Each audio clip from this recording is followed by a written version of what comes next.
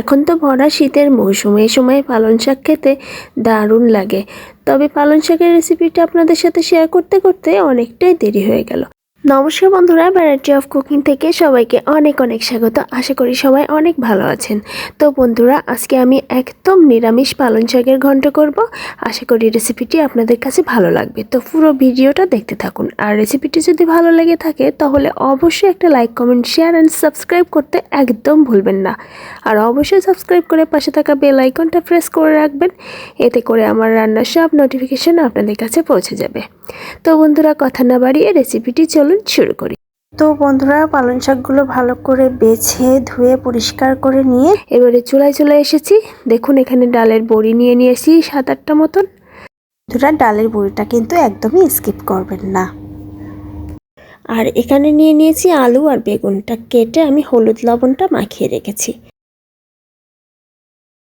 সবার প্রথমে কড়াইটা খুব ভালো করে গরম করে নিচ্ছি। এবারে দিয়ে দিলাম সাদা তেল। তেলটা গরম করে নিয়ে এখন তেলের মধ্যে বড়িগুলো প্রথমে ভেজে নেব।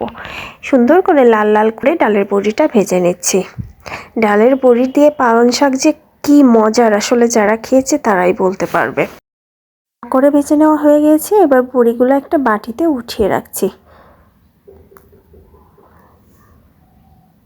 এবারে সবার প্রথমে তেলের মধ্যে একটা শুকনো মরিচ ফোড়ন দিলাম, দিয়ে দিলাম 5 ফোড়ন। শুকনো মরিচ আর 5 ফোড়নটা একটু পোড়া পোড়া করে নিচ্ছি। এরপরে দিয়ে দিচ্ছি আলু আর বেগুন। আলু বেগুনটা কেটে আমি হলুদ লবণ মাখিয়ে রেখেছিলাম। তো এবারে ভালো করে আলু বেগুনটা ভেজে নেব।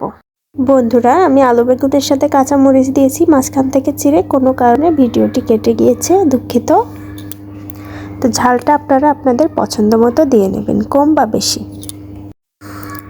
তো পালং শাকগুলো দিয়ে দিচ্ছি। আমি শাকটা কাটিনি, আপনারা চাইলে কেটে দিতে পারেন।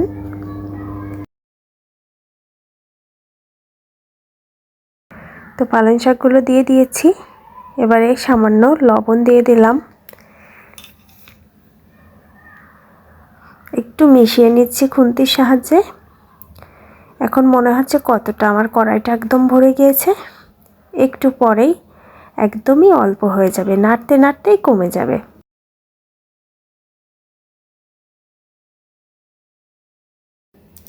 ভালো মতো এপিট ওপিট করে মিশিয়ে নিচ্ছি। চুলার আঁচটা মিডিয়ামে রেখেছি। তো দেখুন এখন কতটা কমে গিয়েছে, অল্প হয়ে গেছে, আর অনেকটা পরিমাণে কিন্তু জল বের হয়েছে। এবারে দিয়ে দিচ্ছি হলুদ গুঁড়ো আর দিয়ে দিচ্ছি সেই ডালের বড়িটা। ডালের বড়িটা আমি ঠান্ডা করে গুঁড়ো করে নিয়েছি, একটু ভেঙে নিয়েছি হাত দিয়ে, সামান্য একটু জল দিয়ে দিলাম। অবশ্যই ডালের বড়িটা ভেঙে দেওয়ারই চেষ্টা করবেন, তাহলে কিন্তু খেতে বেশি মজা লাগবে। তো আর একটু ভালো করে মিশিয়ে নিলাম। এবারে ঢাকা দিয়ে দেব 5 মিনিটের জন্য। তো 5 মিনিট পর ফিরে এসেছি। দেখুন, দেখেই কিন্তু মনে হচ্ছে একদমই সিদ্ধ হয়ে গিয়েছে আর পরিমাণে অল্প হয়ে গিয়েছে। এখন খুন্তির সাহায্যে আমি ভালো করে ভেঙে ভেঙে দেব। একদম আলু, বেগুন, পালং শাক আর বড়ি সব এক হয়ে যাবে। খুব সুন্দর করে মিশিয়ে নিচ্ছি। এবারে এখানে অ্যাড করছি আমি 1/2 চামচ চিনি।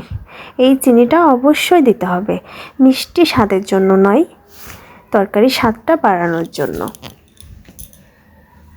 আবারও ভালো করে মিশিয়ে নিচ্ছি আর খুন্তি দিয়ে ভেঙে ভেঙে দিচ্ছি। যতক্ষণ জল আছে ততক্ষণ কিন্তু এভাবেই আঁচ দিয়ে জাল করতে হবে, মিডিয়াম আঁচে জাল করতে হবে। যখন হয়ে যাবে দেখলেই বোঝা যাবে, কড়াইতে লেগে লেগে যাবে।